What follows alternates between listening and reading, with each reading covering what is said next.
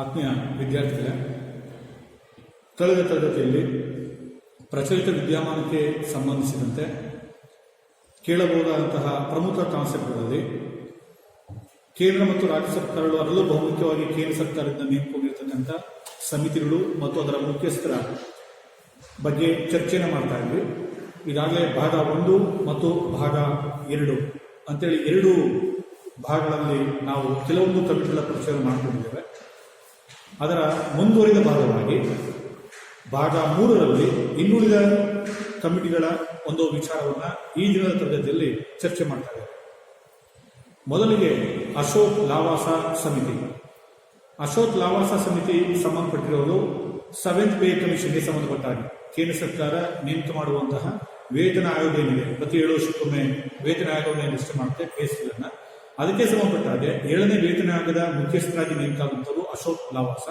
ಆ ಅಶೋಕ್ ಲಾವಾಸ ನೇತೃತ್ವದ ಒಂದು ಸಮಿತಿ ಆ ಒಂದು ಕೇಂದ್ರ ಸರ್ಕಾರಿ ನೌಕರರಿಗೆ ಸಂಬಂಧಪಟ್ಟ ಹಾಗೆ ಅವರ ವೇತನ ಪರಿಷ್ಕರಣೆಗೆ ಸಂಬಂಧಪಟ್ಟಂತಹ ಒಂದು ವರದಿಯನ್ನ ಕೇಂದ್ರ ಸರ್ಕಾರಕ್ಕೆ ಸಲ್ಲಿಸುವ ಜವಾಬ್ದಾರಿಯನ್ನು ಒಳಗೊಂಡಿದೆ. ದೆನ್ PK ಸಿನ್ಹಾ ಸಮಿತಿ. PK ಸಿನ್ಹಾ ಸಮಿತಿ ರೈಲ್ವೆ ಬಜೆಟ್ ಸಾಮಾನ್ಯ ಬಜೆಟ್ನೊಂದಿಗೆ ವಿಲೀನ. ಅಂದ್ರೆ ಇಲ್ಲಿ ರೈಲ್ವೆ ಬಜೆಟ್ ಅಂತಕ್ಕಂಥದ್ದು, ಬಜೆಟ್ ಅಂತಕ್ಕಂಥ ಒಂದು ಕಾನ್ಸೆಪ್ಟ್ ಹಿಂದೆ ಬಿಫೋರ್ ಇಂಡಿಪೆಂಡೆನ್ಸ್ ನಮ್ಮಲ್ಲಿ ಮುಂದುವರೆದು ಬರ್ತಾ ಇದೆ. ಬ್ರಿಟಿಷ್ ಆಡಳಿತ ವ್ಯವಸ್ಥೆಯಲ್ಲಿದೆ. 1921ರಲ್ಲಿ ಅಕ್ಬರ್ ಕಮಿಟಿಯ ಶಿಫಾರಸಿನ ಮೇರೆಗೆ ರೈಲ್ವೆ ಬಜೆಟ್ ನ ಪ್ರತ್ಯೇಕವಾಗಿ ನಾವು ಮಂಡನೆ ಮಾಡ್ತಾ ಇದ್ವಿ. ತದನಂತರದಲ್ಲಿ ಸ್ವಾತಂತ್ರ್ಯ ನಂತರದಲ್ಲೂ ಕೂಡ ಈ ಒಂದು ರೈಲ್ವೆ ಬಜೆಟ್ ನ ಪ್ರತ್ಯೇಕವಾಗಿ, ಹಣಕಾಸಿನ ಬಜೆಟ್ ನ ಪ್ರತ್ಯೇಕವಾಗಿ ಮಂಡನೆ ಮಾಡತಕ್ಕಂಥ ಒಂದು ಪರಂಪರೆ ನಮ್ಮ ಒಂದು ಪ್ರಜಾಪ್ರಭುತ್ವ ಸಂಸದೀಯ ಪದ್ಧತಿಯಲ್ಲಿ ಮುಂದುವರೆಕೊಂಡು ಬಂದಿದೆ. ಈ ಒಂದು 2 ಬಜೆಟ್ಗಳನ್ನ ಪ್ರತ್ಯೇಕವಾಗಿ ಮಂಡನೆ ಮಾಡೋದನ್ನ ಒಂದೇ ಬಜೆಟ್ ಅನ್ನ ಮಂಡನೆ ಮಾಡಬೇಕು ಅಂತಕ್ಕಂಥ ಈ ನಿಟ್ಟಿನಲ್ಲಿ ರೈಲ್ವೆ ಬಜೆಟ್ ಅನ್ನ ಸಾಮಾನ್ಯ ಬಜೆಟ್ ನೊಂದಿಗೆ ವಿಲೀನಗೊಳಿಸುವುದು ಸೂಕ್ತ ಅಂತ ಹೇಳಿ ಅದಕ್ಕೆ ಸಂಬಂಧಪಟ್ಟಾಗಿ ಶಿಫಾರಸನ್ನ ಮಾಡಿದಂತಹ ಒಂದು ಸಮಿತಿ PK ಸಿನ್ಹಾ ಸಮಿತಿ. ಇದರಿಂದಾಗಿ ಪ್ರಸ್ತುತ 2017-18ರಿಂದ ರೈಲ್ವೆ ಬಜೆಟ್ ಅನ್ನ ಸಾಮಾನ್ಯ ಬಜೆಟ್ ನೊಂದಿಗೆ ವಿಲೀನೀಕರಿಸಿದ್ದಾರೆ. ಎರಡಕ್ಕೂ ಕೂಡ ಪ್ರತ್ಯೇಕವಾಗಿ ಈಗ ಬಜೆಟ್ ಅನ್ನ ಮಂಡನೆ ಮಾಡ್ತಾ ಇಲ್ಲ ಫ್ರಮ್ 2017 to 18 ಇಂದ. ದೆನ್ ಶಂಕರ್ ಆಚಾರ್ಯ ಸಮಿತಿ. ಶಂಕರ್ ಆಚಾರ್ಯ ಸಮಿತಿ ಅಂತಕ್ಕಂಥದ್ದು ವಿತ್ತೀಯ ವರ್ಷ ಬದಲಾವಣೆಗೆ ಸಂಬಂಧಪಟ್ಟ ಹಾಗೆ ನೇಮಕ ಆಗಿರ್ತಕ್ಕಂಥದ್ದು. ಅಂದ್ರೆ ಫೈನಾನ್ಷಿಯಲ್ ಇಯರ್ ಅಂತ ಏನ್ ಕರಿತೀವಿ, ಹಣಕಾಸಿನ ವರ್ಷ ಅಂತ ಏನ್ ಕರಿತೀವಿ. ನಮ್ಮ ದೇಶದಲ್ಲಿ ಹಣಕಾಸಿನ ವರ್ಷ ಪ್ರಾರಂಭ ಆಗ್ತಕ್ಕಂಥದ್ದು ಏಪ್ರಿಲ್ 1ರಿಂದ ಮಾರ್ಚ್ 31. ಏಪ್ರಿಲ್ 1ರಿಂದ ಪ್ರಾರಂಭಗೊಂಡು ಮಾರ್ಚ್ 31ರವರೆಗೆ ಅದು ಅಂತ್ಯ ಆಗುತ್ತೆ. ಈ ಒಂದು ಹಣಕಾಸಿನ ವರ್ಷವನ್ನ ಸ್ವಾತಂತ್ರ್ಯ ನಂತರದಿಂದಲೂ ಕೂಡ ಇದನ್ನು ನಾವು ಮುಂದುವರಿಸಿಕೊಂಡು ಬರ್ತಾ ಇದ್ದೀವಿ. ಆದರೆ ಈ ಒಂದು ವಿತ್ತೀಯ ವರ್ಷವನ್ನ ಬದಲಾವಣೆ ಮಾಡಬೇಕು, ಜನವರಿ ಟು ಡಿಸೆಂಬರ್ ಮಾಡಬೇಕು ಅಂತಕ್ಕಂಥ ಒಂದು ಪ್ರಸ್ತಾಪ ಈ ಒಂದು ಶಂಕರ್ ಆಚಾರ್ಯ ಸಮಿತಿ ಕೇಂದ್ರ ಸರ್ಕಾರದ ಮುಂದೆ ಮಂಡನೆ ಮಾಡುವುದನ್ನ ನಾವು ಗಮನಿಸ್ತೇವೆ. ದೆನ್ ಕಿಶೋರ್ ಚಂದ್ರದೇವ್ ಸಮಿತಿ. ಕಿಶೋರ್ ಚಂದ್ರದೇವ್ ಸಮಿತಿ ಸಂಬಂಧಪಟ್ಟಿದ್ದು ಓಟಿಗಾಗಿ ನೋಟು ಲಂಚ ಪ್ರಕರಣ. ಅಂದ್ರೆ ಲೋಕಸಭೆಯಲ್ಲಿ ಇರ್ತಕ್ಕಂತಹ ಚುನಾಯಿತ ಜನಪ್ರತಿನಿಧಿಗಳಿದ್ದಾರೆ. ಆ ಚುನಾಯಿತ ಜನಪ್ರತಿನಿಧಿಗಳು ಯಾವುದೇ ಒಂದು ಸಮಸ್ಯೆಗಳನ್ನ, ಜನರ ಸಮಸ್ಯೆಗಳನ್ನ, ಸರ್ಕಾರದ ಯೋಜನೆಗಳನ್ನ ಪ್ರಸ್ತಾಪನೆ ಮಾಡಲಿಕ್ಕೆ, ಜನರಿಗೆ ಅನುಕೂಲವಾದಂತಹ ಕಾರ್ಯಕ್ರಮವನ್ನು ರೂಪಿಸೋದಕ್ಕೆ ಸಂಬಂಧಪಟ್ಟ ಹಾಗೆ, ಪ್ರಶ್ನೆ ಕೇಳೋದಕ್ಕೆ ಸಂಬಂಧಪಟ್ಟ ಹಾಗೆ ಸರ್ಕಾರದ ವಿರುದ್ಧವಾಗಿ ಯಾವುದೇ ರೀತಿಯಾದಂತಹ ಒಂದು ಮತದಾನದ ಸಂದರ್ಭದಲ್ಲಿ, ಮಸೂದೆ ಪರ ಮತ್ತು ವಿರುದ್ಧದ ಸಂದರ್ಭದಲ್ಲಿ ವೋಟ್ ಮಾಡಲಿಕ್ಕೆ ಸಂಬಂಧಪಟ್ಟ ಹಾಗೆ ಸರ್ಕಾರದಿಂದ, ಆಡಳಿತಗಳ ಪಕ್ಷದಿಂದ ಅವರು ಕೂಡ ಏನ್ ಮಾಡ್ತಾ ಇದ್ದಾರೆ, ಲಂಚವನ್ನು ಸ್ವೀಕರಿಸ್ತಾ ಇದ್ದಾರೆ ಅಂತಕ್ಕಂಥ ಒಂದು ಆರೋಪ ಕೇಳಿಬಂತು. ಆ ಸಂದರ್ಭದಲ್ಲಿ ಈ ನಿಟ್ಟಿನಲ್ಲಿ ಆ ಓಟಿಗಾಗಿ ನೋಟು ಪ್ರಕರಣ ಏನಿದೆ, ಆ ಲಂಚ ಪ್ರಕರಣಕ್ಕೆ ಸಂಬಂಧಪಟ್ಟ ಹಾಗೆ ವರದಿಯನ್ನು ಕೊಡಲಿಕ್ಕೆ ಕಿಶೋರ್ ಚಂದ್ರದೇವ್ ಸಮಿತಿಯನ್ನ ಕೇಂದ್ರ ಸರ್ಕಾರ ನೇಮಕ ಮಾಡ್ತಾರೆ. ದೆನ್ ಶುಂಗ್ಲೂ ಸಮಿತಿ. ಶುಂಗ್ಲೂ ಸಮಿತಿ ಕಾಮನ್ವೆಲ್ತ್ ಹಗರಣಕ್ಕೆ ಸಂಬಂಧಪಟ್ಟಿದ್ದು. ಅಂದ್ರೆ UPA ಸರ್ಕಾರದ ಅವಧಿಯಲ್ಲಿ ನಮ್ಮ ದೆಹಲಿಯಲ್ಲಿ ಏನು ಕಾಮನ್ವೆಲ್ತ್ ಗೇಮ್ ನಡೀತು, ಆ ಕಾಮನ್ವೆಲ್ತ್ ಗೇಮ್ ನಲ್ಲಿ ಏನು ಸಾವಿರಾರು ಕೋಟಿ ರೂಪಾಯಿ ಇನ್ವೆಸ್ಟ್ ಮಾಡಿದ್ದಾರೆ. ಕ್ರೀಡಾಗ್ರಾಮವನ್ನು ನಿರ್ಮಾಣ ಮಾಡಿ ಆ ಒಂದು ಕ್ರೀಡಾಕೂಟವನ್ನು ಆಯೋಜನೆ ಮಾಡಿದ್ದಾರೆ.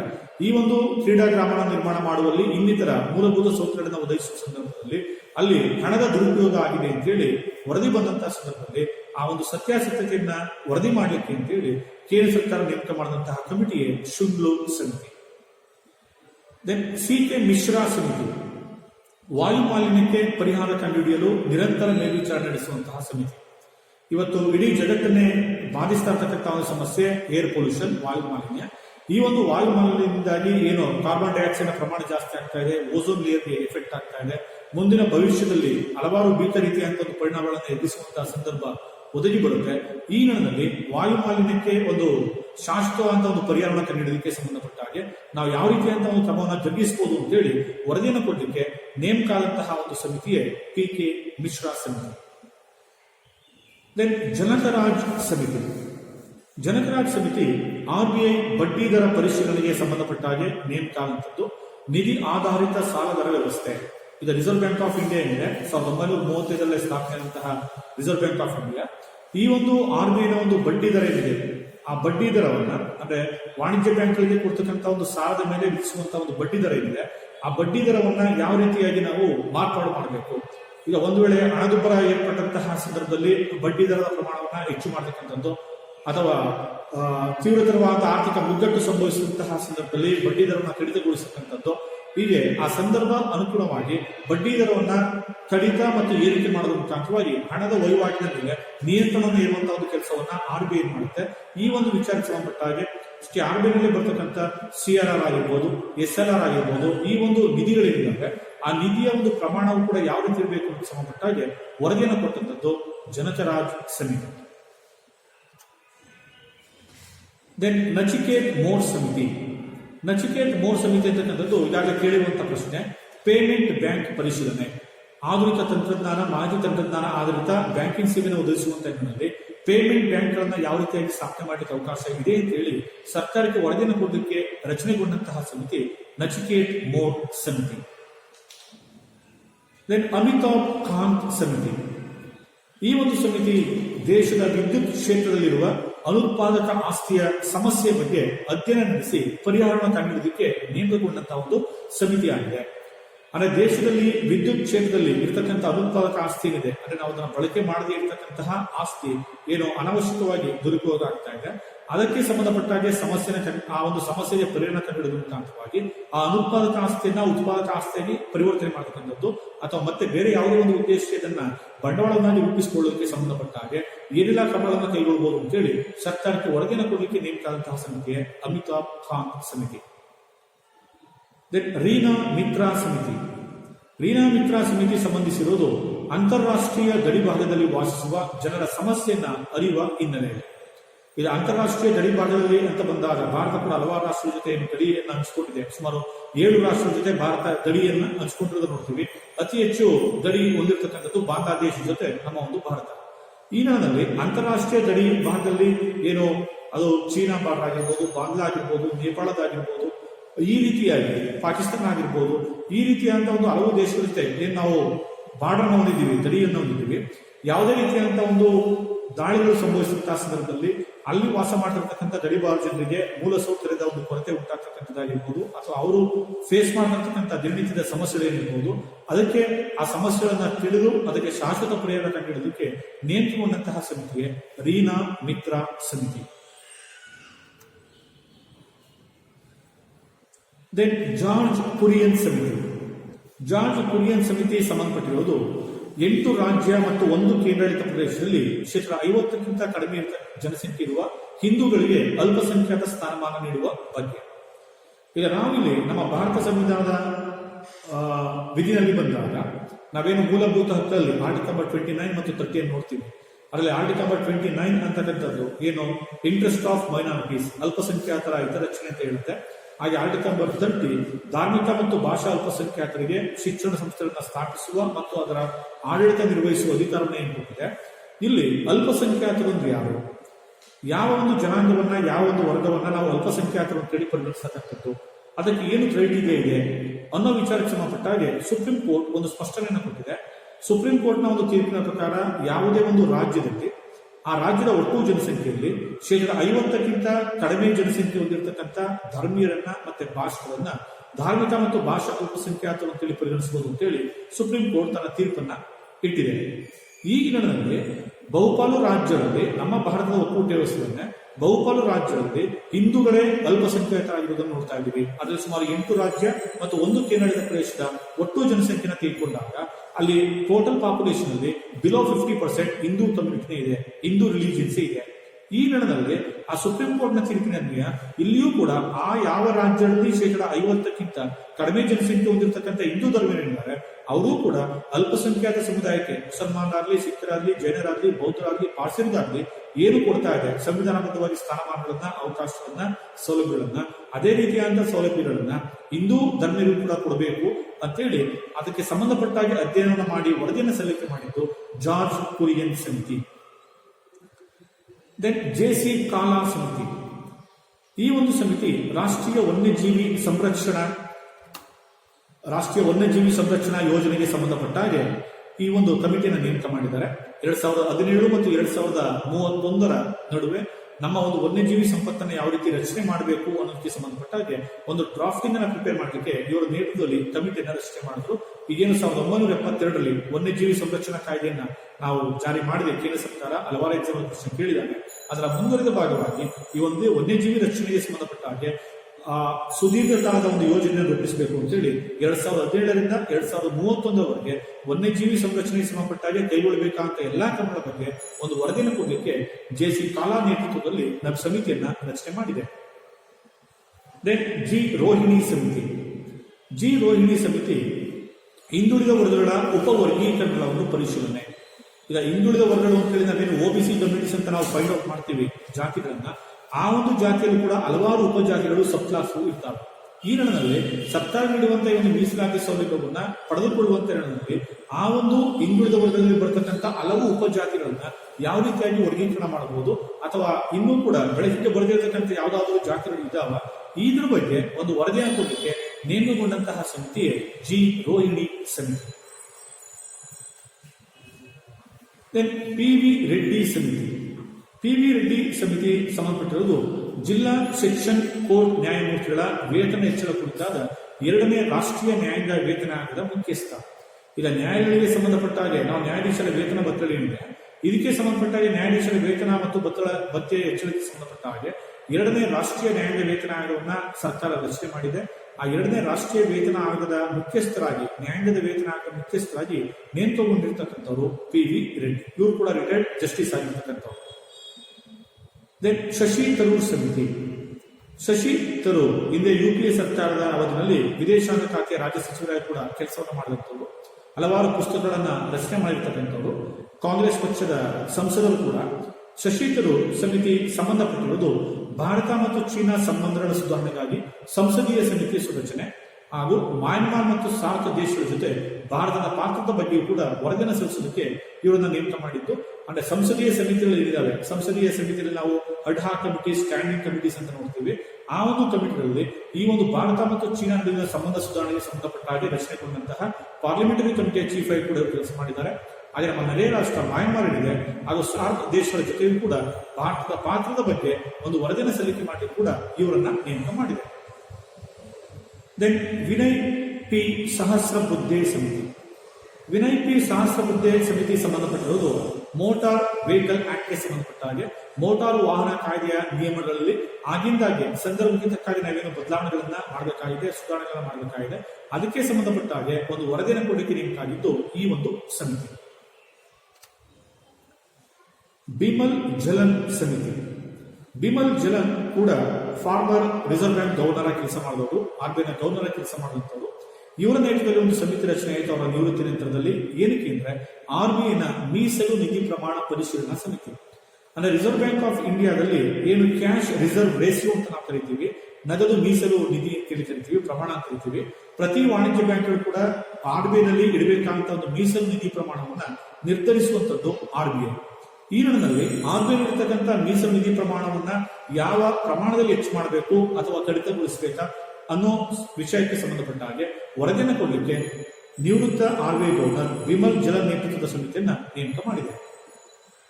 ದೆನ್ ರಂಜನ್ ಪ್ರಕಾಶ್ ದೇಸಾಯಿ ಸಮಿತಿ. ರಂಜನ್ ಪ್ರಕಾಶ್ ದೇಸಾಯಿ ಇವರು ಕೂಡ ಸುಪ್ರೀಂ ಕೋರ್ಟ್ ನ ರಿಟೈರ್ಡ್ ಜಸ್ಟಿಸ್ ಆಗಿ ಕೆಲಸ ಮಾಡಿದಂಥವ್ರು. ಇವರ ನೇತೃತ್ವದಲ್ಲಿ ಸಮಿತಿ ರಚನೆಯಾಗಿದ್ದು ಲೋಕಪಾಲ ಸಂಸ್ಥೆಯ ಮುಖ್ಯಸ್ಥ ಮತ್ತು ಸದಸ್ಯರ ನೇಮಕಾತಿ ಶೋಧನಾ ಸಮಿತಿ. ಏನು ಭ್ರಷ್ಟಾಚಾರ ನಿವಾರಣೆಗೆ ಸಂಬಂಧಪಟ್ಟ ಹಾಗೆ ರಾಜ್ಯದಲ್ಲಿ ರಚನೆಯಾಗುವ ಸಂಸ್ಥೆಯನ್ನ ಲೋಕಾಯುಕ್ತ ಅಂತ ಕರಿತೀವಿ, ಕೇಂದ್ರದಲ್ಲಿ ಲೋಕಪಾಲ ಅಂತ ಕರಿತೀವಿ. ನಮ್ಮ ದೇಶದಲ್ಲಿ ಲೋಕಪಾಲ ಸಂಸ್ಥೆಯ ಇತಿಹಾಸ ಬಹಳ ಸುದೀರ್ಘ ಹಿನ್ನೆಲೆಯನ್ನು ಹೊಂದಿರತಕ್ಕಂಥದ್ದು.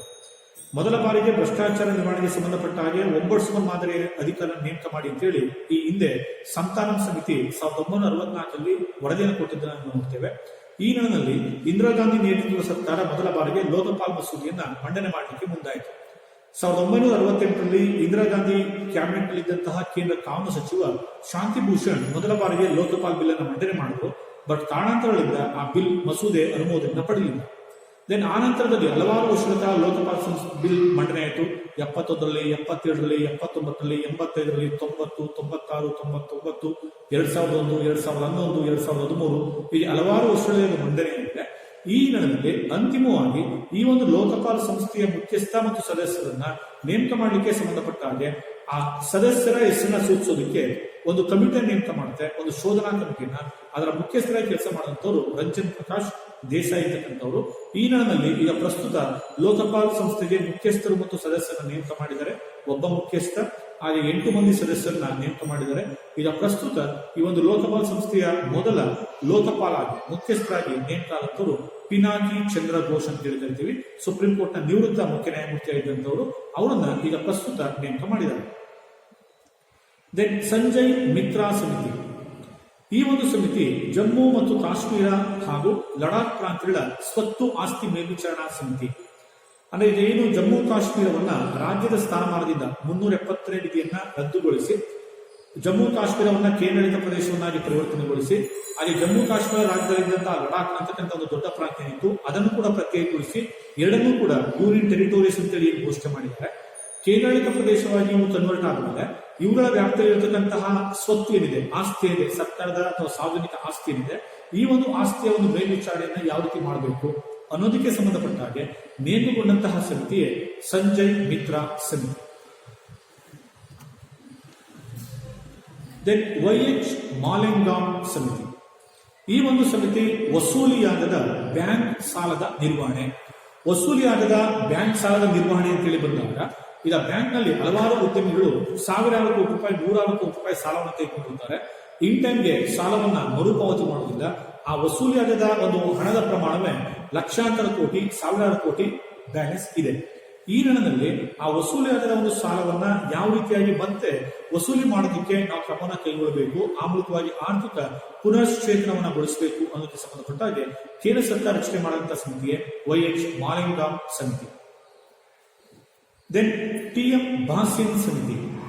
TM ಭಾಸಿನ್ ಸಮಿತಿ ಬ್ಯಾಂಕಿಂಗ್ ವಂಚನೆಯ ನಿಯಂತ್ರಣಕ್ಕೆ ಸಂಬಂಧಪಟ್ಟ ಹಾಗೆ ಈಗ ಬ್ಯಾಂಕ್ಗಳಲ್ಲಿ ಸಾಲವನ್ನು ತೆಗೆದುಕೊಂಡಂತವರು ಬ್ಯಾಂಕ್ಗಳಿಗೆ ಸುಳ್ಳು ಡಾಕ್ಯುಮೆಂಟ್ಸ್ ದಾಖಲೆಯನ್ನು ಕೊಡ್ತಕ್ಕಂಥದ್ದಾಗ್ಲಿ, ಅಥವಾ ನಿಗದಿತ ಅವಧಿಯಲ್ಲಿ ಮರುಪಾವತಿ ಮಾಡದೇ ಇರತಕ್ಕಂಥದ್ದಾಗ್ಲಿ, ಅಥವಾ ತಾವೇ ಸ್ವತಃ ದಿವಾಳಿತನವನ್ನ ಘೋಷಣೆ ಮಾಡಿಕೊಳ್ಳುವಂತದ್ದಾಗ್ಲಿ, ಈ ಮೂಲಕವಾಗಿ ಬ್ಯಾಂಕ್ಗಳಿಂದ ಪಡೆದಂತಹ ಹಣವನ್ನ ವಂಚನೆ ಮಾಡುವಂತಹ ಕೆಲವು ಸಂಘ ಸಂಸ್ಥೆಗಳಾಗ್ಲಿ, ವ್ಯಕ್ತಿಗಳಾಗ್ಲಿ, ಉದ್ಯಮಗಳಾಗ್ಲಿ ಏನಿದ್ದಾರೆ, ಈ ಒಂದು ಬ್ಯಾಂಕಿಂಗ್ ವಂಚನೆಯ ದಂಧೆಯನ್ನ ತಡೆಯೋದಕ್ಕೆ ಸಂಬಂಧಪಟ್ಟ ಹಾಗೆ ಕೇಂದ್ರ ಸರ್ಕಾರ ನೇಮಕ ಮಾಡಿದಂತಹ ಸಮಿತಿಯೇ TM ಭಾಸಿನ್ ಸಮಿತಿ.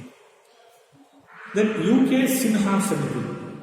ಇದು ಕೂಡ ಲಾಸ್ಟ್ ಅಲ್ಲಿ ಎಕ್ಸಾಮ್ ಅಲ್ಲಿ ಕೇಳಿರ್ತಕ್ಕಂಥದ್ದು ಸೂಕ್ಷ್ಮ ಸಣ್ಣ ಉದ್ಯಮಗಳ ಮೇಲಿನ ಪರಿಣಿತರ ಸಮಿತಿ.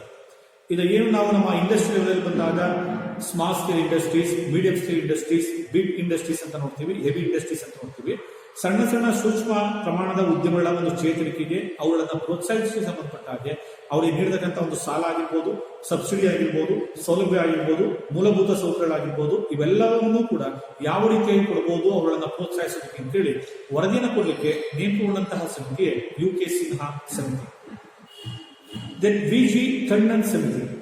VG ಟಂಡನ್ ಸಮಿತಿ ATM ಅಂತರ್ ಬದಲಾವಣೆಗೆ ಸಂಬಂಧಪಟ್ಟ ಹಾಗೆ ನೇಮಕೊಂಡಂತಹ ಸಮಿತಿ. ಅಂದ್ರೆ ATM ಅಂತರ್ ಬದಲಾವಣೆ ಶುಲ್ಕ ರಚನೆ ಏನಿದೆ, ಈಗ ನಾವು ಒಂದು ಬ್ಯಾಂಕ್ ನಲ್ಲಿ, ಉದಾಹರಣೆಗೆ SBI ನಲ್ಲಿ ನಾವು ಬ್ಯಾಂಕ್ ಅಕೌಂಟ್ ಓಪನ್ ಮಾಡಿದ್ದೇವೆ, ನಾವು ATM ಅನ್ನು ತೆಗೆದುಕೊಂಡಿದ್ದೇವೆ. ಬಟ್ ನಾವು ತುರ್ತು ಸಂದರ್ಭಗಳಲ್ಲಿ ಯಾವುದೇ ಬ್ಯಾಂಕ್ ನ ಮತ್ತೊಂದು ಬ್ಯಾಂಕ್ ನ ATM ನಲ್ಲಿ ನಾವು ಹಣವನ್ನು ಡ್ರಾ ಮಾಡಲಿಕ್ಕೆ ಸಾಧ್ಯತೆ ಇದೆ. ಈ ನಿಟ್ಟಿನಲ್ಲಿ ನಮ್ಮ ಮೂಲ ಬ್ಯಾಂಕ್ ಖಾತೆ ಇರ್ತಕ್ಕಂತಹ ಒಂದು ಬ್ಯಾಂಕ್ ATM ಗಳಲ್ಲಿ ಎಷ್ಟುವರೆಗೆ ಒಂದು ತಿಂಗಳಿಗೆ ನಾವು ಡ್ರಾ ಮಾಡಲಿಕ್ಕೆ ಸಾಧ್ಯತೆ ಇದೆ. ದೆನ್ ಅದರ್ ATM ಗಳಲ್ಲಿ ಎಲ್ಲಿವರೆಗೆ ನಾವು ಡ್ರಾ ಮಾಡಲಿಕ್ಕೆ ಅವಕಾಶ ಇದೆ, ಆ ನಿಗದಿತ ಮಿತಿಯನ್ನು ಮೀರಿದಂತಹ ಸಂದರ್ಭದಲ್ಲಿ ಯಾವ ರೀತಿಯಾಗಿ ಅದರ ಮೇಲೆ ಶುಲ್ಕವನ್ನ ಹಾಕಬೇಕು ಅನ್ನೋದಕ್ಕೆ ಸಂಬಂಧಪಟ್ಟ ಹಾಗೆ ವರದಿಯನ್ನು ಕೊಟ್ಟಂತಹ ಸಮಿತಿಯೇ VG ಟಂಡನ್ ಸಮಿತಿ. ದೆನ್ ಅಖಿಲೇಶ್ ರಂಜನ್ ಸಮಿತಿ. ಆದಾಯ ತೆರಿಗೆ ವ್ಯವಸ್ಥೆಯ ಸುಧಾರಣೆ. ನಮ್ಮ ದೇಶದ ಏನು ಆದಾಯದ ಮೂಲ ಆಗಿರ್ತಕ್ಕಂತಹ ಇನ್ಕಮ್ ಟ್ಯಾಕ್ಸ್ ಏನಿದೆ, ಆ ಇನ್ಕಮ್ ಟ್ಯಾಕ್ಸ್ ನಲ್ಲಿ ಆಗಬೇಕಾದಂತಹ ಒಂದು ಬದಲಾವಣೆಗಳನ್ನ ಸುಧಾರಣೆಗಳನ್ನ ಸರ್ಕಾರಕ್ಕೆ ವರದಿ ರೂಪದಲ್ಲಿ ಸಲ್ಲಿಕೆ ಮಾಡಿದ್ದೆ ಅಖಿಲೇಶ್ ರಂಜನ್ ಸಮಿತಿ. ದೆನ್ ನಂದನ್ ನಿಲೇಕಣಿ ಸಮಿತಿ. ನಂದನ್ ನಿಲೇಕಣಿ ಅವರು ಕೂಡ ಇನ್ಫೋಸಿಸ್ ನ ಸಂಸ್ಥಾಪಕರಲ್ಲಿ ಒಬ್ಬರಾಗಿದ್ದಂಥವರು. ಹಾಗೆ ರಾಷ್ಟ್ರೀಯ ಗುರುತಿನ ಚೀಟಿ ಪ್ರಾಧಿಕಾರದ ಮುಖ್ಯಸ್ಥರಾಗಿ ಕೂಡ ಕೆಲಸ ಮಾಡಿದಂಥವ್ರು ಮನಮೋಹನ್ ಸಿಂಗ್ ಅವಧಿನಲ್ಲಿ. ಜೊತೆ ಈ ದೇಶದಲ್ಲಿ ಆಧಾರ್ ಕಾರ್ಡ್ ಅನ್ನ ಈ ದೇಶದ ಪ್ರತಿಯೊಬ್ಬ ನಾಗರಿಕರಿಗೆ ಒಂದೇ ಗುರುತಿನ ಚೀಟಿನ ಕೊಡ್ತಕ್ಕಂಥ ಹಿನ್ನೆಲೆಯಲ್ಲಿ ಆಧಾರ್ ಕಾರ್ಡ್ ನ ರೂವಾರಿ ಕೂಡ ನಂದನ್ ನಿಲೇಕಣಿ ಅವರು. ಇವರ ನೇತೃತ್ವದಲ್ಲಿ ರಚನೆಯಾದಂತಹ ಸಮಿತಿ ಯಾವುದಂದ್ರೆ ಡಿಜಿಟಲ್ ಪಾವತಿ. ಅಂದ್ರೆ ಸರ್ಕಾರಕ್ಕೆ ನಾವು ಸಲ್ಲಿಸುವಂತ ರಿಟರ್ನ್ಸ್ ಆಗಿರ್ಬೋದು, ಇನ್ಕಮ್ ಟ್ಯಾಕ್ಸ್ ರಿಟರ್ನ್ಸ್ ಆಗಲಿ ಅಥವಾ ಪ್ರತಿನಿತ್ಯದ ದೈನಂದಿನ ವ್ಯವಹಾರಗಳಾಗಲಿ ಎಲ್ಲವನ್ನೂ ಕೂಡ ಡಿಜಿಟಲ್ ಮುಖಾಂತರ, ಆನ್ಲೈನ್ ಮುಖಾಂತರ ನಾವು ಅದನ್ನ ಹಣದ ಚಲಾವಣೆಯನ್ನ ಮಾಡ್ತಕ್ಕಂಥ ಹಿನ್ನೆಲೆಯಲ್ಲಿ ಪ್ರೋತ್ಸಾಹಿಸೋದಕ್ಕೆ ಯಾವುದೇ ರೀತಿಯಾದಂತಹ ಒಂದು ವಂಚನೆಗೆ ಅವಕಾಶ ಮಾಡಿಕೊಡದೇ ಇರ್ತಕ್ಕಂಥ ನಿಟ್ಟಿನಲ್ಲಿ ಡಿಜಿಟಲ್ ಪಾವತಿನ, ನಗದು ರಹಿತ ಆರ್ಥಿಕ ವ್ಯವಸ್ಥೆಯನ್ನ ಹೆಚ್ಚು ಪ್ರೋತ್ಸಾಹಿಸೋದಕ್ಕೆ ಇವರು ವರದಿಯನ್ನ ಕೊಟ್ಟರು. ದೆನ್ ಗುರುಪ್ರಸಾದ್ ಮೊಹಾಪಾತ್ರ ಸಮಿತಿ. ಹೊಸ ಕೈಗಾರಿಕಾ ನೀತಿಯ ರೂಪುರೇಷೆ ಸಿದ್ಧತೆ.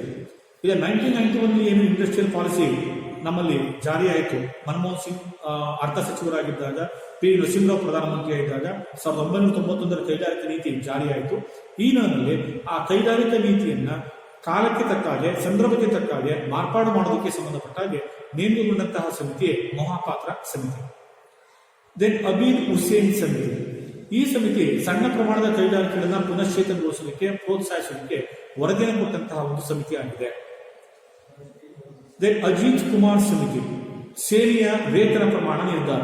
ಸೇನೆಯಲ್ಲಿ ಸೇವೆ ಸಲ್ಲಿಸಿರುವಂತಹ ಸೈನಿಕರೇನಿದ್ದಾರೆ, ವಿವಿಧ ದರ್ಜೆಯ ಅಧಿಕಾರಿ ಹುದ್ದೆ ಇದೆ, ಅವರ ಒಂದು ವೇತನ ಪ್ರಮಾಣಕ್ಕೆ ಸಂಬಂಧಪಟ್ಟ ಹಾಗೆ ಸರ್ಕಾರಕ್ಕೆ ವರದಿ ಸಲ್ಲಿಸಿದ ಸಮಿತಿಯೇ ಅಜಿತ್ ಕುಮಾರ್ ಸಮಿತಿ ಅಂತೇಳಿ ಕರೀತೀವಿ. ದೆನ್ IDBI ನ ಪುನರ್ರಚನೆ. ಆತ್ರೇಯ ಸಮಿತಿ. ಆತ್ರೇಯ ಸಮಿತಿ industrial development bank for India, ಏನು ಭಾರತೀಯ ಕೈಗಾರಿಕಾ ಅಭಿವೃದ್ಧಿ ಬ್ಯಾಂಕ್ ಏನಿದೆ, ಆ IDBI ನ ಪುನಶ್ಚೇತನಗೊಳಿಸಲಿಕ್ಕೆ ಸಂಬಂಧಪಟ್ಟ ಹಾಗೆ ಸರ್ಕಾರಕ್ಕೆ ವರದಿಯನ್ನು ಕೊಟ್ಟಂತಹ ಸಮಿತಿ ಆತ್ರೇಯ ಸಮಿತಿ. ದೆನ್ ಬಾಸೆಲ್ ಸಮಿತಿ. ಬ್ಯಾಂಕಿಂಗ್ ಕ್ಷೇತ್ರದ ಒಂದು ಮೇಲ್ವಿಚಾರಣೆಗೆ ಸಂಬಂಧಪಟ್ಟ ಹಾಗೆ ಸರ್ಕಾರಕ್ಕೆ ವರದಿ ಕೊಟ್ಟಂತಹ ಸಮಿತಿಯೇ ಬಾಸೆಲ್ ಸಮಿತಿ. ದೆನ್ ಅಭಿಜಿತ್ ಸೇನ್ ಸಮಿತಿ. ಈ ಒಂದು ಸಮಿತಿ ದೀರ್ಘಾವಧಿಯ ಆಹಾರ ನೀತಿಯ ರಚನೆ. ಏನ್ ಫುಡ್ ಪಾಲಿಸಿ ಆಫ್ ಇಂಡಿಯಾ ಇದೆ, ನಮ್ಮ ಭಾರತದ ಆಹಾರ ನೀತಿ ಏನಿದೆ, ಆಹಾರದ ಉತ್ಪಾದನಾ ಪ್ರಮಾಣವನ್ನು ಹೆಚ್ಚಳ ಮಾಡುವಂತಹ ನಿಟ್ಟಿನಲ್ಲಿ ಭಾರತ ಸ್ವಾವಲಂಬಿಯನ್ನ ಸಾಧಿಸುವ ನಿಟ್ಟಿನಲ್ಲಿ ಈಗ ಪ್ರಸ್ತುತ ಏನು 292 ದಶಲಕ್ಷ ಟನ್ ಆಹಾರವನ್ನು ಉತ್ಪಾದನೆ ಮಾಡ್ತಾ ಇದ್ದೇವೆ.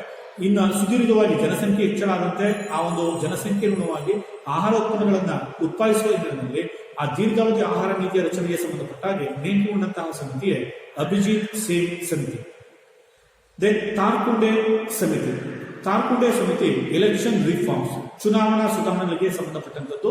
ಪ್ರಜಾಪ್ರಭುತ್ವ ರಾಷ್ಟ್ರವಾಗಿರ್ತಕ್ಕಂತಹ ಭಾರತದಲ್ಲಿ ಈ ಒಂದು ಚುನಾವಣಾ ಆಯೋಗದ ಅಡಿನಲ್ಲಿ ಚುನಾವಣೆಗಳು ಏನು ನಡೀತಾ ಇದ್ದಾವೆ, ಆ ಕಾಲಕ್ಕೆ ತಕ್ಕ ಹಾಗೆ ಚುನಾವಣೆಯಲ್ಲಿ ಮಾಡಬೇಕಾದಂತ ಒಂದು ಸುಧಾರಣೆಗಳಿದ್ದಾವೆ, ಮಾರ್ಪಾಡುಗಳಿದ್ದಾವೆ. ಅದಕ್ಕೆ ಸಂಬಂಧಪಟ್ಟ ಹಾಗೆ ಸರ್ಕಾರಕ್ಕೆ ವರದಿ ಕೊಡುವಂತಹ ಹಿನ್ನೆಲೆಯಲ್ಲಿ ರಚನೆಯಾದಂತಹ ಸಮಿತಿಯೇ ತಾರ್ಕುಂಡೆ ಸಮಿತಿ. ದೆನ್ PJ ನಾಯಕ್ ಸಮಿತಿ. ಬ್ಯಾಂಕ್ ಬೋರ್ಡ್ ಬ್ಯೂರೋ BBB ರಚನೆಗೆ ಶಿಫಾರಸನ್ನ ಮಾಡಿದಂಥದ್ದು. ಅಂದ್ರೆ ಬ್ಯಾಂಕಿಂಗ್ ಕ್ಷೇತ್ರದ ಒಂದು ಸಮಸ್ತ ಕಾರ್ಯಾಚರಣೆಗೆ, ಮೇಲ್ವಿಚಾರಣೆಗೆ ಸಂಬಂಧಪಟ್ಟ ಹಾಗೆ ಈ ಒಂದು ನೂತನವಾಗಿ ಬ್ಯಾಂಕ್ ಬೋರ್ಡ್ ಆಫ್ ಬ್ಯೂರೋ ಅಂತೇಳಿ ರಚನೆ ಇದೆ. ಇದರ ಮೊದಲ ಮುಖ್ಯಸ್ಥರಾಗಿ ನೇಮಕ ಆದಂತವರು ನಿವೃತ್ತ CAG ವಿನೋದ್ ರಾಯರವರನ್ನ ನೇಮಕ ಮಾಡಿದ್ದಾರೆ. ದೆನ್ BP ಜೀವನ್ ರೆಡ್ಡಿ ಸಮಿತಿ. ಈ ಒಂದು ಸಮಿತಿ ಈಶಾನ್ಯ ರಾಜ್ಯಗಳಲ್ಲಿರುವ ಆಫ್ಸಾ ಕಾರ್ಯ ಪುನರ್ ಪರಿಶೀಲನೆ. ಈಶಾನ್ಯ ರಾಜ್ಯದಲ್ಲಿ ಮಣಿಪುರ ಆಗಿರ್ಬೋದು, ಹಾಗೆ ಅಸ್ಸಾಂ ಆಗಿರ್ಬೋದು, ಮಿಜೋರಾಂ ಆಗಿರ್ಬೋದು, ಅರುಣಾಚಲ ಪ್ರದೇಶ ಆಗಿರ್ಬೋದು, ಇಲ್ಲಿ ಕೆಲವೊಂದು ರಾಜ್ಯದಲ್ಲಿ, ಅದರಲ್ಲೂ ಕೂಡ ಮಣಿಪುರದಲ್ಲಿ ಈ ಏನು ಆಫ್ಸಾ ಕಾಯ್ದೆ ವಿರುದ್ಧವಾಗಿ ಬಹುದೊಡ್ಡ ಹೋರಾಟವೇ ನಡೆದಂತೆ ನೋಡ್ತೀವಿ. ಮಣಿಪುರದ ಉಕ್ಕಿನ ಮಹಿಳೆ ಅಂತಲೂ ಕೂಡ ನಾವು ಕರಿತೇವೆ. ಆ ಮಣಿಪುರದ ಉಕ್ಕಿನ ಮಹಿಳೆ ಅಂತೇಳಿ ಅಂದ್ಕೊಂಡಂತಹ ಚಾರೋಬಾಯಿ ಬೆನ್ ಅಂತಕ್ಕಂಥವ್ರು ಕೂಡ ಈ ಒಂದು ಹೋರಾಟದಲ್ಲಿ ಮುಂಚೂಣಿಯಲ್ಲಿದ್ದಂಥವ್ರು. ಈ ನಿಟ್ಟಿನಲ್ಲಿ ಆ ಶಸ್ತ್ರಾಸ್ತ್ರಗಳ ಕಾಯ್ದೆ ಇದೆ, ಅದನ್ನ ಮತ್ತೆ ಪರಿಶೀಲನೆ ಮಾಡಬೇಕು, ಅದನ್ನ ವಾಪಸ್ ಪಡಿಬೇಕು ಅಂತೇಳಿ ಅವರು ಕೂಡ ನಿರಂತರವಾಗಿ ಹೋರಾಟ ಮಾಡಿದ್ದನ್ನ ನಾವು ಗಮನಿಸ್ತೇವೆ. ಈ ಒಂದು ಕಾಯ್ದೆಯ ಪುನರ್ ಪರಿಶೀಲನೆಗೆ ಕಾಯ್ದೆಯನ್ನ ವಾಪಸ್ ಪಡಿಬೇಕಾ ಅಥವಾ ಮುಂದುವರಿಸಬೇಕಾ ಅನ್ನೋ ನಿಟ್ಟಿನಲ್ಲಿ ಈ ಒಂದು ಸಮಿತಿ ರಚನೆಯಾಯಿತು. ದೆನ್ ರಜತ್ ಭಾರ್ಗವ್ ಸಮಿತಿ. ರಜತ್ ಭಾರ್ಗವ್ ಸಮಿತಿ ಪೆಟ್ರೋಲ್ ಕೆಮಿಕಲ್ ಹೂಡಿಕೆಗೆ ಸಂಬಂಧಪಟ್ಟ ಹಾಗೆ ನೇಮಕಗೊಂಡಂತಹ ಸಮಿತಿ. ಆ ಮೂಲಕವಾಗಿ ರಾಸಾಯನಿಕ ಮತ್ತು ಪೆಟ್ರೋಲಿಯಂ ಉತ್ಪನ್ನಗಳ ಒಂದು ಹೂಡಿಕೆಗೆ ಸಂಬಂಧಪಟ್ಟ ಹಾಗೆ ಸರ್ಕಾರಕ್ಕೆ ವರದಿಯನ್ನು ನೀಡಿದಂಥದ್ದು. ದೆನ್ ಮುಕುಂದಕಂ ಸಮಿತಿ. ಮುಕುಂದಕಂ ಸಮಿತಿ 2017 ಕ್ರೀಡಾ ಕ್ಷೇತ್ರದ ಉತ್ತಮ ಆಡಳಿತ ರಾಷ್ಟ್ರೀಯ ಸಮಿತಿಯ ಪರಿಶೀಲನೆ. ನಮ್ಮ ಕ್ರೀಡಾ ಕ್ಷೇತ್ರದಲ್ಲಿನ ಉತ್ತಮ ಆಡಳಿತ ಇದೆ. ಹೀಗೆ ಒಲಿಂಪಿಕ್ ಆಗಿ, ಕಾಮನ್ವೆಲ್ತ್ ಆಗಲಿ, ಬೇರೆ ಬೇರೆ ಒಂದು ಕ್ರೀಡೆಗಳಲ್ಲಿ ಪ್ರಪಂಚದ ವಿವಿಧ ರಾಷ್ಟ್ರಗಳು, ಚೀನಾ, ಅಮೆರಿಕ, ಜಪಾನ್ ಉತ್ತಮ ಪ್ರದರ್ಶನೆಯನ್ನು ತೋರ್ತಾ ಇದ್ದಾವೆ. ಹಾಗೆ ನಮ್ಮ ಭಾರತವು ಕೂಡ ಕ್ರೀಡಾ ಕ್ಷೇತ್ರದಲ್ಲಿ ಪ್ರಪಂಚದಲ್ಲಿ ತನ್ನದೇ ಆದ ಅದ್ವಿತೀಯ ಸ್ಥಾನವನ್ನ ಗಳಿಸಬೇಕಾದಂತಹ ಸಂದರ್ಭದಲ್ಲಿ ನಮ್ಮ ಕ್ರೀಡಾ ಕ್ಷೇತ್ರದಲ್ಲಿ ಇರ್ತಕ್ಕಂಥ ಒಂದು ಆಡಳಿತ ವ್ಯವಸ್ಥೆಯನ್ನ ಯಾವ ರೀತಿಯಾಗಿ ಅಮೂಲಾಗ್ರವಾಗಿ ಸುಧಾರಣೆ ಮಾಡಬೇಕು ಅಂತ ಹೇಳಿ ರಚನೆಯಾದಂತಹ ಸಮಿತಿಯೇ ಮುಕುಂದಕಂ ಸಮಿತಿ. ದೆನ್ YS ಮಲ್ಲಿಕ್ ಸಮಿತಿ. YS ಮಲ್ಲಿಕ್ ಸಮಿತಿ ರಾಷ್ಟ್ರೀಯ ಹೆದ್ದಾರಿಗಳ ಸುಧಾರಣೆಗೆ ಸಂಬಂಧಪಟ್ಟಾಗಿ ನೇಮಕ ಆಗಿದೆ. ಇದು ರಾಷ್ಟ್ರೀಯ ಹೆದ್ದಾರಿಗಳಿವೆ, ರಾಜ್ಯಗಳ ನಡುವೆ ಸಂಪರ್ಕವನ್ನು ಕಲ್ಪಿಸುವಂತದ್ದು, ಪ್ರಮುಖ ನಗರಗಳ ನಡುವೆ ಸಂಪರ್ಕ ಕಲ್ಪಿಸುವಂತದ್ದು, ರಾಜಧಾನಿಗಳ ನಡುವೆ ಸಂಪರ್ಕ ಕಲ್ಪಿಸುವುದರಿಂದ ಈ ಒಂದು ರಾಷ್ಟ್ರೀಯ ಹೆದ್ದಾರಿಗಳ ಒಂದು ಸುಧಾರಣೆಗೆ ಸಂಬಂಧಪಟ್ಟ ಹಾಗೆ ನೇಮಕ ಆಗಿದ್ದು YS ಮಲ್ಲಿಕ್ ಸಮಿತಿ. ಯಾಕೆ ರಾಷ್ಟ್ರೀಯ ಹೆದ್ದಾರಿಗಳ ಒಂದು ಸುಧಾರಣೆಯಿಂದಾಗಿ, ಮೂಲಸೌಕರ್ಯ ವೃದ್ಧಿಯಿಂದಾಗಿ ನಮ್ಮ ಒಂದು ಸೇವಾ ಕ್ಷೇತ್ರ ವಲಯವು ಕೂಡ ಹೆಚ್ಚು ಅಭಿವೃದ್ಧಿ ಸಾಧಿಸೋದಕ್ಕೆ ಸಾಧ್ಯ ಆಗುತ್ತೆ. ನಮ್ಮ ದೇಶದಲ್ಲಿ ನಾವು NH7 ಅನ್ನ ಅತ್ಯಂತ ದೊಡ್ಡ ರಾಷ್ಟ್ರೀಯ ಹೆದ್ದಾರಿ ಅಂತ ಕರಿತೀವಿ, ಚಿಕ್ಕ ರಾಷ್ಟ್ರೀಯ ಹೆದ್ದಾರಿ ಅಂತೇಳಿ ರಾಷ್ಟ್ರೀಯ ಹೆದ್ದಾರಿ 47 ಏನನ್ನ ನಾವು ಚಿಕ್ಕ ಹೆದ್ದಾರಿ ಅಂತ ಕರಿತೀವಿ. ಇದು ಕೂಡ ಎಕ್ಸಾಂಪಲ್ ಅಲ್ಲಿ ಕೇಳಿದಾನೆ. ರಾಷ್ಟ್ರೀಯ ಹೆದ್ದಾರಿಯ ಒಂದು ರಸ್ತೆ ಬದಿಯಲ್ಲಿ ಎಂತಹ ಒಂದು ಬಣ್ಣದ ಕಲ್ಲುಗಳನ್ನ ಹಾಕಿರ್ತಾರೆ ಅಂತಂದ್ರೆ ಹಳದಿ ಬಣ್ಣವನ್ನ ಕಲ್ಲುಗಳನ್ನ ಹಾಕಿರುವುದನ್ನ ನಾವು ಗಮನಿಸ್ತೇವೆ. ದೆನ್ ಜನಕರಾಜ್ ಸಮಿತಿ. ಜನಕರಾಜ್ ಸಮಿತಿ RBIನ ಹಣಕಾಸು ನೀತಿಯ ಪರಿಷ್ಕರಣೆ, ಏನು ಫಿಸ್ಕಲ್ ಪಾಲಿಸಿ ಏನಿದೆ RBIನಲ್ಲಿ, ಆ ಹಣಕಾಸು ನೀತಿಯನ್ನ ಕಾಲಕಾಲಕ್ಕಾಗಿ ಪರಿಶೀಲನೆ ಮಾಡಲಿಕ್ಕೆ ರಚನೆಯಾದಂತಹ ಸಮಿತಿಯೇ ಜನಕರಾಜ್ ಸಮಿತಿ.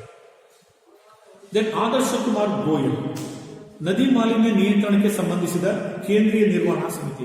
ಇವತ್ತೇನು ನಮ್ಮ ದೇಶದ ಪ್ರಮುಖ ಹಲವಾರು ನದಿಗಳು, ಉತ್ತರ ಭಾರತ ಆಗಲಿ, ದಕ್ಷಿಣ ಭಾರತ ಆಗಲಿ, ನದಿಗಳು ಹಲವಾರು ರೀಸನ್ಗಳಿಂದ, ಕಾರಣಾಂತರಗಳಿಂದ, ಕೈಗಾರಿಕೆ ಆಗಲಿ, ಮಾನವನ ದುಷ್ಕೃತ್ಯಗಳಿಂದಾಗಲಿ ಅದು ಮಾಲಿನ್ಯಕ್ಕೆ ಒಳಗಾಗ್ತಾ ಇದೆ. ಈ ಒಂದು ನದಿ ಮಾಲಿನ್ಯವನ್ನ ನಿಯಂತ್ರಣ ಮಾಡದೇ ಹೋದಂತಹ ಸಂದರ್ಭದಲ್ಲಿ ಆ ನದಿ ಮೂಲ, ಜಲಮೂಲಗಳು ಕೂಡ ಬರಿದಾಗಿ ಹೋಗ್ತವೆ.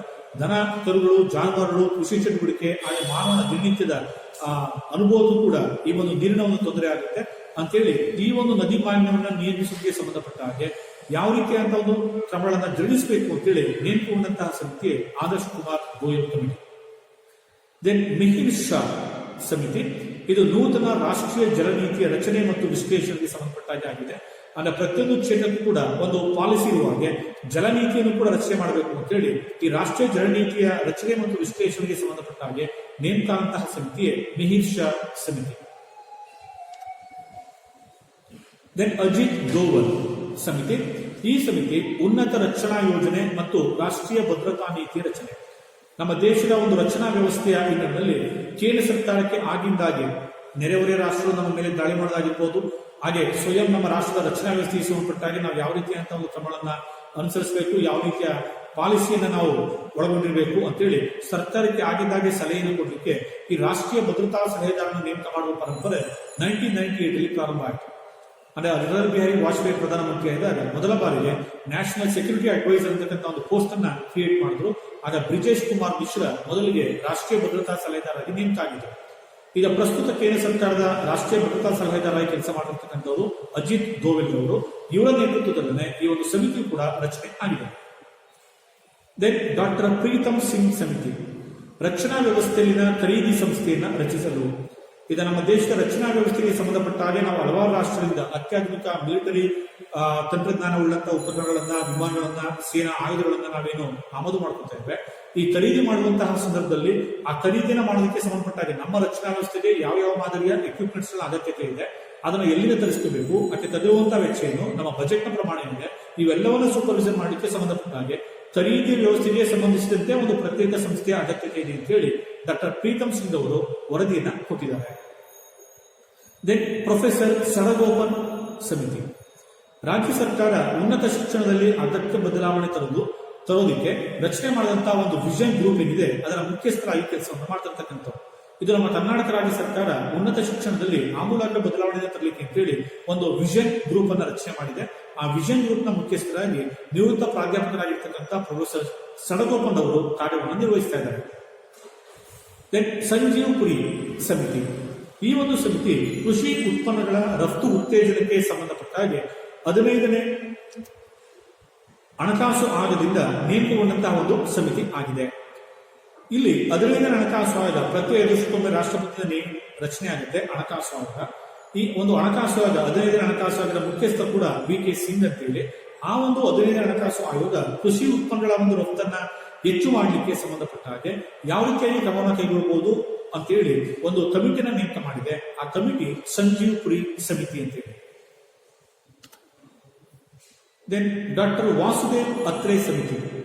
ಇದು ಕರ್ನಾಟಕ ರಾಜ್ಯ ಸರ್ಕಾರದ ಕರ್ನಾಟಕ ರಾಜ್ಯ ವಿಶ್ವವಿದ್ಯಾಲಯಗಳ ಮಸೂದೆ 2017ರ ಪರಿಷ್ಕರಣೆ. ನಮ್ಮ ಕರ್ನಾಟಕ ರಾಜ್ಯ ರಚನೆ ಮಾಡಿರ್ತಕ್ಕಂಥ ಒಂದು ಸಮಿತಿ ಇದು. ನಮ್ಮ ಕರ್ನಾಟಕ ರಾಜ್ಯದ ವಿಶ್ವವಿದ್ಯಾಲಯಗಳ ಮಸೂದೆ ಏನಿದೆ, ರಾಜ್ಯಪಾಲರನ್ನ ನಾವು ಕುಲಪತಿ ಅಂತ ಏನ್ ಕರಿತೀವಿ, ಕುಲಾಧಿಪತಿ ಅಂತ ನಾವು ಕರಿತೀವಿ ರಾಜ್ಯದಲ್ಲಿ.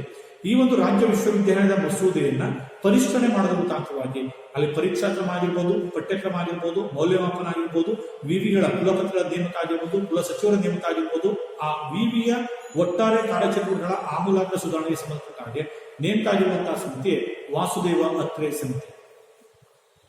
ದೆನ್ ರಾಜೇಶ್ ಭೂಷಣ್ ಸಮಿತಿ. ಔಷಧಿ ನಿಯಂತ್ರಣ ವ್ಯವಸ್ಥೆಯ ಸುಧಾರಣೆಗೆ ಸಂಬಂಧಪಟ್ಟ ಹಾಗೆ ಇದು ಔಷಧಿ ಏನಿದೆ, ಡ್ರಗ್ಸ್ ಏನಿದೆ, ಈ ಔಷಧಿಯ ಒಂದು ಪೂರೈಕೆ ಏನಿದೆ, ಕೇಂದ್ರ ಸರ್ಕಾರ ಈಗ ಸಂದರ್ಭದಲ್ಲಿ ಪ್ರಧಾನಮಂತ್ರಿ ಜನರಿಕ್ ಔಷಧಿ ಇರ್ತಕ್ಕಂಥ ಕೂಡ ಏನು ಪ್ರಾರಂಭವನ್ನು ಮಾಡಿದೆ. ಈ ಒಂದು ಔಷಧಿಯ ಒಂದು ಉತ್ಪತ್ತಿ ಮಾಡತಕ್ಕಂತಹ ಒಂದು ಕೆಲವೊಂದು ಉದ್ಯಮಗಳಿದ್ದಾವೆ. ಆ ಉದ್ಯಮಗಳು ಕೂಡ ಅತಿ ಹೆಚ್ಚಿನ ದರಗಳಿಗೆ ಮಾರಾಟ ಮಾಡ್ತಕ್ಕಂಥದ್ದು, ಜೊತೆಗೆ ಅಲ್ಲೂ ಕೂಡ ಲಾಭವನ್ನು ಮಾಡ್ತಕ್ಕಂಥದ್ದು, ಈ ಒಂದು ದುರುಪಯೋಗ ಮಾಡ್ಕೊಳ್ತಕ್ಕಂಥದ್ದು ಏನಿದೆ, ಇವುಗಳನ್ನ ಒಟ್ಟಾರೆ ಔಷಧಿ ಕ್ಷೇತ್ರದ ಒಂದು ವ್ಯವಸ್ಥೆಯನ್ನ ನಿಯಂತ್ರಣ ಮಾಡಲಿಕ್ಕೆ ನೇಮಕ ಆದಂಥದ್ದು ರಾಜೇಶ್ ಭೂಷಣ್ ಸಮಿತಿ. ದೆನ್ ರೋಹಿತ್ ಭಾರದ್ವಾಜ್ ಸಮಿತಿ. ರೋಹಿತ್ ಭಾರದ್ವಾಜ್ ಸಮಿತಿ ಲಾಕ್ಡೌನ್ ನಂತರದ ಕ್ರೀಡಾ ಕ್ಷೇತ್ರ ತರಬೇತಿಗೆ ಸೂಕ್ತ ನಿಯಮಗಳನ್ನು ರಚನೆ ಮಾಡಲಿಕ್ಕೆ ನೇಮಕ ಆದಂಥದ್ದು. ಈಗೇನು ಇಡೀ ಜಗತ್ತನ್ನೇ ಕಾಡ್ತಾ ಇರ್ತಕ್ಕಂಥ ಕೊರೋನಾ ಏನಿದೆ, ಈ ಒಂದು ಕೊರೋನಾದಿಂದಾಗಿ ಎಲ್ಲಾ ಒಂದು ಚಟುವಟಿಕೆಗಳು ಕೂಡ ಸ್ತಬ್ಧ ಆಗಿದ್ದಾವೆ. ಇದು ಕ್ರೀಡಾ ಕ್ಷೇತ್ರವನ್ನು ಕೂಡ ಹೊರತುಪಡಿಸಿದೆ. ಈ ನಿಟ್ಟಿನಲ್ಲಿ ಕ್ರೀಡಾ ಕ್ಷೇತ್ರದಲ್ಲಿ ಕ್ರೀಡಾಪಟುಗಳು ಮುಂದೆ ನಡೀತಕ್ಕಂಥ ಒಲಿಂಪಿಕ್, ಕಾಮನ್ವೆಲ್ತ್, ಏಷ್ಯನ್ ಗೇಮ್, ಬೇರೆ ಬೇರೆ ರೀತಿಯಾದಂತಹ ಒಂದು ಕ್ರೀಡೆಗಳಲ್ಲಿ ಭಾಗವಹಿಸಬೇಕಾದ್ರೆ ಅವರಿಗೆ ನಿರಂತರ ತರಬೇತಿ ಅಗತ್ಯತೆ ಇದೆ. ಈ ನಿಟ್ಟಿನಲ್ಲಿ ಇಂತಹ ಒಂದು ಲಾಕ್ಡೌನ್ ಸಂದರ್ಭದಲ್ಲಿ ಆ ಕ್ರೀಡಾ ಕ್ಷೇತ್ರದಲ್ಲಿನ ಕ್ರೀಡಾಪಟುಗಳಿಗೆ ಯಾವ ರೀತಿಯಾಗಿ ತರಬೇತಿಯನ್ನು ಕೊಡಲಿಕ್ಕೆ ಅವಕಾಶ ಇದೆ ಅನ್ನೋದಕ್ಕೆ ಸಂಬಂಧಪಟ್ಟ ಹಾಗೆ ಸರ್ಕಾರಕ್ಕೆ ಒಂದು ವರದಿಯನ್ನು ಸಲ್ಲಿಸಿ ಅಂತೇಳಿ ರೋಹಿತ್ ಭಾರದ್ವಾಜ್ ನೇತೃತ್ವದಲ್ಲಿ ಸಮಿತಿಯನ್ನ ರಚನೆ ಮಾಡಿದೆ. ದೆನ್ ಅಜಿತ್ ಕುಮಾರ್ ಭಲ್ಲಾ ಸಮಿತಿ. ಅಜಿತ್ ಕುಮಾರ್ ಭಲ್ಲಾ ಸಮಿತಿ ಜಮ್ಮು ಕಾಶ್ಮೀರದಲ್ಲಿ 4G ಇಂಟರ್ನೆಟ್ ಸೇವೆಯನ್ನು ಒದಗಿಸುವಂತದ್ದು. ಈಗ 370ನೇ ವಿಧಿಯನ್ನು ಜಮ್ಮು ಕಾಶ್ಮೀರದಲ್ಲಿ ರದ್ದುಗೊಳಿಸಿದ ನಂತರದಲ್ಲಿ ಜಮ್ಮು ಕಾಶ್ಮೀರದಲ್ಲಿ ಶಾಂತಿ ಮತ್ತು ಸುವ್ಯವಸ್ಥೆಯನ್ನು ಕಾಪಾಡುವ ನಿಟ್ಟಿನಲ್ಲಿ ಇಂಟರ್ನೆಟ್ ಅಥವಾ ಅಂತರ್ಜಾಲ ಸೌಲಭ್ಯವನ್ನು ಸ್ಥಗಿತಗೊಳಿಸಿದೆ. ಈ ನಿಟ್ಟಿನಲ್ಲಿ ಆ 4G ಇಂಟರ್ನೆಟ್ ಸೇವೆಯನ್ನ ಏನು ಅಲ್ಲಿ ರದ್ದು ಮಾಡಿದ್ರು. ಆ ನಂತರದಲ್ಲಿ ಪರಿಸ್ಥಿತಿ ಈಗ ಸುಧಾರಣೆ ಆಗ್ತಿದ್ದಾಗಿದೆ. ಮೊದಲಿಗೆ 3G ಇದ್ದದನ್ನ ಈಗ 4G ಇಂಟರ್ನೆಟ್ ಸೇವೆಯನ್ನ ಕೊಡಬೇಕು ಅಂತ ಏನ್ ಮಾಡ್ತಾ ಇದ್ದಾರೆ. ಆ ಅಂತರ್ಜಾಲವನ್ನ ಸೇವೆಯನ್ನ ಒದಗಿಸುವ ಇದರಲ್ಲಿ ಯಾವ ಸಂದರ್ಭದಲ್ಲಿ ಅದನ್ನು ಕೊಡಬೇಕು, ಯಾವ ಮಾದರಿಯ ಸೇವೆಯನ್ನು ಕೊಡಬೇಕು ಅಂತೇಳಿ ಸರ್ಕಾರಕ್ಕೆ ವರದಿನ ಕೊಡಲಿಕ್ಕೆ ನೇಮಕ ಆಗಿದ್ದಾರೆ ಅಜಿತ್ ಕುಮಾರ್ ಭಲ್ಲಾ ಸಮಿತಿ. ದೆನ್ PK ಮೊಹಾಪಾತ್ರ ಸಮಿತಿ. ಈ ಒಂದು ಸಮಿತಿ ತಮಿಳುನಾಡಿನ ನೈವೇಲಿಯ ಉಷ್ಣ ವಿದ್ಯುತ್ ಘಟಕದ ಬಾಯ್ಲರ್ ಸ್ಫೋಟ ತನಿಖೆಗೆ ಸಂಬಂಧಪಟ್ಟಾಗಿ ನೇಮಕ ಆಗಿದ್ದು, ಆ ತಮಿಳುನಾಡಿನ ನೈವೇಲಿ ಇರತಕ್ಕಂತಹ ಉಷ್ಣ ವಿದ್ಯುತ್ ಘಟಕ ಏನಿದೆ, ಆ ಒಂದು ವಿದ್ಯುತ್ ಘಟಕ ಇರತಕ್ಕಂತಹ ಬಾಯ್ಲರ್ ಅನಿರೀಕ್ಷಿತವಾಗಿ ಸ್ಫೋಟನೆಯಾಗಿದ್ದಾಗಿ ಅಲ್ಲಿ ಅಪಾರ ಸಾವು ನೋವು ಹಾನಿಗಳಾಯಿತು. ಇದರ ಬಗ್ಗೆ ಒಂದು ತನಿಖೆ ಮಾಡಲಿಕ್ಕೆ ನೇಮಕ ಆಗಿದ್ದೇನೆ PK ಮೊಹಾಪಾತ್ರ ಸಮಿತಿ. ದೆನ್ ರಣಬೀರ್ ಸಿಂಗ್ ಸಮಿತಿ. ರಣಬೀರ್ ಸಿಂಗ್ ಸಮಿತಿ ರಾಷ್ಟ್ರೀಯ ಅಪರಾಧ ಕಾನೂನುಗಳ ಸುಧಾರಣೆ. ಕಾನೂನು ಭಾರತದ ನ್ಯಾಯಾಂಗ ವ್ಯವಸ್ಥೆಯಲ್ಲಿ ಏನು ಕ್ರಿಮಿನಲ್ ಲಾ ಏನಿದೆ, ರಾಷ್ಟ್ರೀಯ ಅಪರಾಧ ಕಾನೂನು ಇದೆ, ಆ ರಾಷ್ಟ್ರೀಯ ಅಪರಾಧ ಕಾನೂನಿನ ವ್ಯವಸ್ಥೆಯಲ್ಲಿ ಆಮೂಲಾಗ್ರ ಬದಲಾವಣೆ ತರಬೇಕು ಅಂತೇಳಿ ನೇಮಕ ಆದಂತಹ ಸಮಿತಿಗೆ ರಣಬೀರ್ ಸಿಂಗ್ ಸಮಿತಿ. ದೆನ್ MK ಶ್ರೀಧರ್ ಸಮಿತಿ. ಕೊರೋನಾ ಹಿನ್ನೆಲೆಯಲ್ಲಿ ಭಾರತದಲ್ಲಿನ ಶೈಕ್ಷಣಿಕ ಚಟುವಟಿಕೆ ಪ್ರಾಥಮಿಕ, ಪ್ರೌಢ, ಕಾಲೇಜು ಹಂತದ, ವಿಶ್ವವಿದ್ಯಾಲಯ ಹಂತದ ಎಲ್ಲಾ ಹಂತದ ಶಿಕ್ಷಣ ಚಟುವಟಿಕೆ ಸ್ಥಗಿತ ಆಗಿದ್ದಾವೆ. ಈ ನಿಟ್ಟಿನಲ್ಲಿ ಈ ಒಂದು ಶಿಕ್ಷಣ ವ್ಯವಸ್ಥೆಯನ್ನ ಯಾವ ರೀತಿಯಾಗಿ ಕೊಡಬೇಕು ಅಂತೇಳಿ ಬಂದಾಗ ಆನ್ಲೈನ್ ಮೂಲಕ ಈ ಸಂದರ್ಭದಲ್ಲಿ ಶಿಕ್ಷಣವನ್ನ ಕೊಡಬೇಕು. ಆ ಆನ್ಲೈನ್ ಮಾದರಿ ಶಿಕ್ಷಣ ಯಾವ ರೀತಿಯಾಗಿ ಇರಬೇಕು, ಯಾವ ಹಂತದ ವಿದ್ಯಾರ್ಥಿಗಳಿಗೆ ಆನ್ಲೈನ್ ಶಿಕ್ಷಣ ಸೂಕ್ತ, ಯಾವ ರೀತಿಯಾಗಿ ಕೊಡಲಿಕ್ಕೆ ಅವಕಾಶ ಇದೆ ಅಂತೇಳಿ ಸರ್ಕಾರಕ್ಕೆ ಒಂದು ವರದಿಯನ್ನು ಕೊಡಲಿಕ್ಕೆ ನೇಮಕ ಆದಂತಹ ಒಂದು ಸಮಿತಿಯೇ MK ಶ್ರೀಧರ್ ಸಮಿತಿ ಅಂತೇಳಿ ನಾವು ಕರಿತೇವೆ. ಇದಿಷ್ಟು ಕೂಡ ಪ್ರಸ್ತುತ ಸ್ಪರ್ಧಾತ್ಮಕ ಪರೀಕ್ಷಾ ದೃಷ್ಟಿಯಿಂದ ಪ್ರಮುಖ ಸಮಿತಿಗಳು ಮತ್ತು ಅದರ ಮುಖ್ಯಸ್ಥರು ಅದು ಯಾವ ಒಂದು ಘಟನೆಗೆ ಸಂಬಂಧಪಟ್ಟಿದೆ ಅಂತೇಳಿ ವಿಸ್ತೃತವಾಗಿ ಭಾಗ 1, ಭಾಗ 2 ಮತ್ತು ಭಾಗ 3ರಲ್ಲಿ ಸಂಕ್ಷಿಪ್ತವಾದ ಒಂದು ಮಾಹಿತಿನ ನಿಮಗೆ ಕೊಟ್ಟಿದ್ದೇವೆ. ಈಗ ಮುಂಬರುವ ಎಕ್ಸಾಮ್ ನಲ್ಲಿ ಕೂಡ ಕನಿಷ್ಠ 2 ರಿಂದ 3 ಪ್ರಶ್ನೆಗಳನ್ನ ಈ ಒಂದು ಪಠ್ಯಕ್ಕೆ ಸಂಬಂಧಪಟ್ಟ ಕೇಳ್ತಾನೆ. ಇದರಿಂದಾಗಿ ಈ ಒಂದು ಕಾನ್ಸೆಪ್ಟ್ ಅನ್ನ ಎಲ್ಲರೂ ಕೂಡ ಗಮನವಿಟ್ಟು ಅದನ್ನ ಆರಿಸೋದ್ರ ಮುಖಾಂತರವಾಗಿ ಅದನ್ನ ನೋಟ್ ಮಾಡಿಕೊಂಡ್ರೆ ನಿಮಗೆ ಎಕ್ಸಾಮಿನೇಷನ್ ಅಂಕವನ್ನು ಗಳಿಸೋದಕ್ಕೆ ಅವಕಾಶ ಆಗುತ್ತೆ. ಹಾಗೆ ಈ ಒಂದು ವಿಡಿಯೋಗೆ ಸಂಬಂಧಪಟ್ಟ ಹಾಗೆ ನಿಮ್ಮ ಯಾವುದೇ ರೀತಿಯಾದಂತಹ ಪ್ರಶ್ನೆ ಸಂದೇಹಗಳಿದ್ರೆ ಈ ಯೂಟ್ಯೂಬ್ ಕಮೆಂಟ್ ಬಾಕ್ಸ್ ನಲ್ಲಿ ನಿಮ್ಮ ಒಂದು ಕಮೆಂಟ್ ಗಳನ್ನ ಹಾಕಿದ್ದೇ ಆಗಲಿ ಅದಕ್ಕೆ ಸೂಕ್ತ ಪ್ರತಿಕ್ರಿಯೆ ಕೂಡ ನಾವು ನೀಡಿದ್ದೇವೆ. Thank you.